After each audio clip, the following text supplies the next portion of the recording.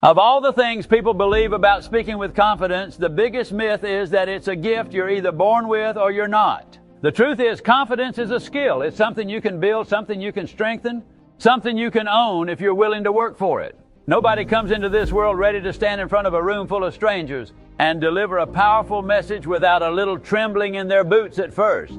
Every confident speaker you've ever admired had a day when their voice shook, their hands trembled, and their heart pounded louder than their words. Confidence doesn't magically appear the moment you step onto a stage. It grows day by day, moment by moment, choice by choice.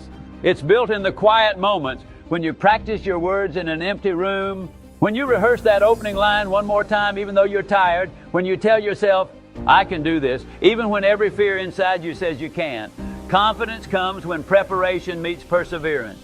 It doesn't come from pretending to be someone you're not. It comes from knowing your material so well that you could deliver it sitting across from a friend at the kitchen table. When you treat confidence like a skill, you take the mystery out of it. It's no longer some magical quality reserved for a chosen few. It's something within your reach, something you can grab hold of if you're willing to do the work.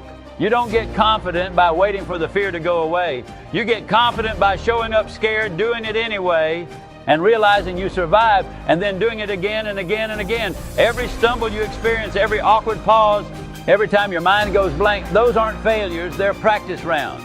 They're the building blocks of the speaker you're becoming. You don't lose confidence by messing up, you lose confidence by giving up. Stay in the game, stay at the mic. Every attempt strengthens the muscle. And just like lifting weights at the gym, it might hurt a little at first, but soon you'll find you're lifting things you never thought you could. Speaking with confidence doesn't mean you have all the answers. It doesn't mean you never feel nervous. It means you've trained yourself to step forward anyway, to trust your preparation, to believe that your message matters more than your mistakes. When you start to see confidence as something you can practice, something you can earn, you stop waiting for it to show up like a guest at your door. You realize it's something you carry with you because you built it, brick by brick, day by day. So the next time you feel the butterflies dancing in your stomach, don't try to chase them away. Invite them to fly in formation. Remind yourself, you don't have to be fearless to be confident, you just have to be willing. And when you are, you'll find that confidence isn't something you wait for, it's something you walk into. Confidence doesn't just happen when you step up to speak. It starts long before the microphone is in your hand or the spotlight is on you. It begins with preparation. Preparation is the foundation that belief is built on. When you take the time to know your material, to rehearse your message, and to truly understand the heart behind what you're sharing, something powerful happens. You start to believe in yourself. You start to believe that you have something worth saying and that you are the right person to say it. Preparation does more than just organize your thoughts. It calms your nerves. It takes the mystery and fear out of the unknown. The unknown is what shakes most people. Not knowing what you're going to say, not knowing how the audience might react. But when you've prepared, when you've walked through the steps ahead of time, the fear starts to shrink and the confidence starts to grow. Preparation doesn't guarantee that nothing will go wrong. It guarantees that when something unexpected happens, you'll know how to handle it. There's an old saying that goes, the more you sweat in practice, the less you bleed in battle. Speaking is no different. The more you prepare behind the scenes, the more natural and effortless you'll appear when it's time to step forward. People don't see the hours you spent practicing that pause, the care you took in choosing just the right word, or the effort you put into shaping your message to meet their needs.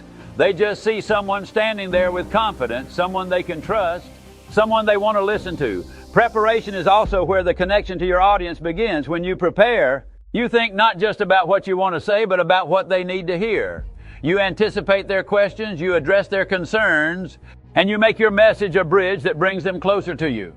When your audience feels that you understand them, they lean in. And the more they lean in, the more confident you become. But preparation isn't about memorization. It's not about scripting every single word and trying to recite it perfectly. It's about knowing your material so deeply that you can speak from it naturally, adjusting as needed, flowing with the energy of the room. It's the kind of preparation that frees you, not traps you.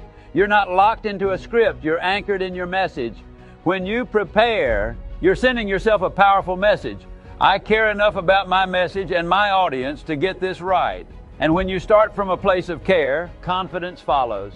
So don't wait until you're standing at the front of the room to start believing in yourself. Start by preparing today, by putting in the work now, and by trusting that every moment you invest will show up for you when you need it most. When it comes to public speaking, A lot of people put all their energy into trying to impress the audience. They worry about sounding smart enough, looking polished enough, being perfect enough. But here's the truth. Real power in communication doesn't come from impressing people. It comes from connecting with them. If you want to speak with true confidence, you have to shift your mindset from performance to connection. People aren't sitting there with a scorecard grading you on how flawless you are. They're asking themselves, can I trust this person? Do they understand me? Do they care about me? Your job as a speaker isn't to put on a show. It's to build a bridge. A bridge between your heart and theirs, between your ideas and their needs, between your story and their journey. When you focus on connecting instead of impressing, you stop being so self-conscious. You stop worrying about every word being perfect, and you start speaking from a place of service. You start looking people in the eye instead of looking at the floor. You start listening to the room instead of rehearsing your next sentence in your head. And suddenly, the fear that used to tie your tongue in knots starts to lose its grip. Connection happens when you're real. When you share a story about a mistake you made or a lesson you learned the hard way or a dream you're still chasing, it happens when you stop trying to be the hero and start being human. Because the truth is, people don't connect with perfection. They connect with authenticity. They connect with someone who reminds them of themselves, someone who shows them what's possible. And here's the beautiful thing. When you focus on connection, you automatically become more impressive than if you were trying to impress them on purpose. Confidence becomes natural because you're not standing there trying to prove something. You're standing there giving something.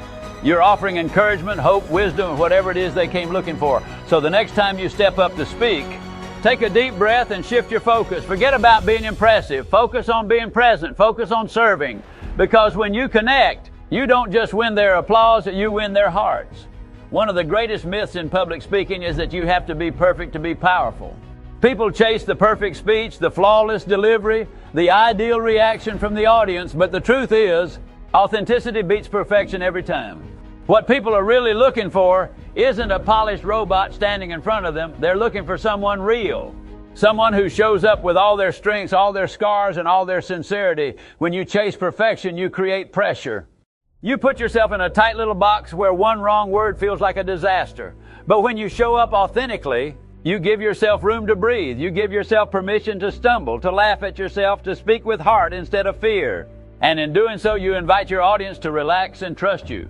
They don't need you to be perfect. They need you to be present. Being authentic means you're speaking from experience, not from a script. It means you're telling the truth even when it's messy, even when it's vulnerable. It's admitting that you're still learning, still growing, just like they are. And when you do that, you don't push people away, you pull them in closer. Your authenticity is your superpower. It's what sets you apart. It's what makes your message stick. So forget about being perfect. Forget about trying to impress every person in the room. Just be real. Speak from your heart, share what you know, and trust that being genuine will take you further than being flawless ever could. One of the biggest breakthroughs you can make as a speaker is shifting your focus from yourself to your audience. Most of the fear and nervousness people feel before speaking comes from asking the wrong question. How am I doing? Do I sound good? Am I making a mistake? But the moment you stop making it about you and start making it about them, everything changes. Fear fades. Confidence grows. Purpose takes over. Speaking isn't about putting on a performance. It's about serving people. It's about delivering something valuable that can help, inspire, or uplift them. When you stand in front of an audience and your mind is filled with thoughts of how you can meet their needs, answer their questions, encourage their dreams, suddenly you're not trapped in self-doubt anymore. You're on a mission, and missions create momentum. You don't have to be the most polished speaker to make an impact. You just have to care more about their growth than your own glory. You have to love helping people more than you love hearing applause. That kind of attitude shines brighter than a perfect speech ever could. People can feel when you're for them, not just for yourself, and when they feel that, they trust you. They lean in. They want to hear what you have to say. When you shift the spotlight off yourself and onto your audience, you realize that even if your voice shakes, even if you miss a line, even if you stumble over a word, and none of that matters if your heart is in the right place. They will remember how you made them feel long after they've forgotten exactly what you said. Make them feel seen. Make them feel understood. Make them feel valued, because when you speak to serve, you don't just deliver a message, you make a difference. There's a simple truth that separates those who dream about speaking with confidence and those who actually do it. You must start to become great. Too many people wait and wait, telling themselves they'll step up when they feel ready, when the fear goes away, when they're absolutely sure they won't make a mistake. But if you wait for perfect conditions, you'll be waiting your whole life. Growth doesn't come before action, and growth comes because of action. You don't start at the top. You start where you are with what you have, and you take the first step. That first speech might be shaky. That first presentation might feel awkward, but every time you start, you learn. Every time you step forward, even when you're scared, you build another layer of strength you didn't have before. Nobody becomes a great speaker by thinking about it. You become great by doing it, by trying, by stumbling, by standing back up and trying again. Action builds confidence faster than anything else. You can read all the books, watch all the videos, and study all the techniques, but nothing replaces getting up and actually speaking. Each time you do, you teach yourself something very important, that you are capable, that you can handle the nerves, that you can survive a mistake. And over time, you stop just surviving up there, you start thriving. Starting isn't about being fully prepared or fearless. Starting is about being willing to look a little foolish, willing to be vulnerable, willing to do it badly before you can do it well. That willingness is what opens the door to greatness. Every great speaker you admire once gave a speech that didn't go as planned. They didn't wait to be perfect. They started while they were still learning. So don't let fear or doubt or the need for approval hold you back. Your voice is too important, your message too valuable. Take the first step, even if your knees shake. Speak, even if your voice trembles. Because greatness isn't found in waiting, it's found in beginning. As we wrap up today, I want to leave you with this. Confidence, public speaking, and communication are not about perfection. They're about practice, belief, and the willingness to serve others with your words. Remember, you don't have to be flawless to make an impact. You just have to be authentic, prepared, and focused on the people in front of you. Each time you speak, you grow, and with each step, your confidence will follow. So don't wait for the perfect moment. The perfect moment is now. Start, serve, and speak with heart. I have no doubt that each of you has the potential to be an incredible communicator because you were born with something valuable to share. Keep pushing forward, keep learning, and keep growing. The world is waiting to hear your voice. Good luck on your journey. Thank you for your time, your energy, and for choosing to step into your own greatness. I'll see you at the top. Thank you, and subscribe for more.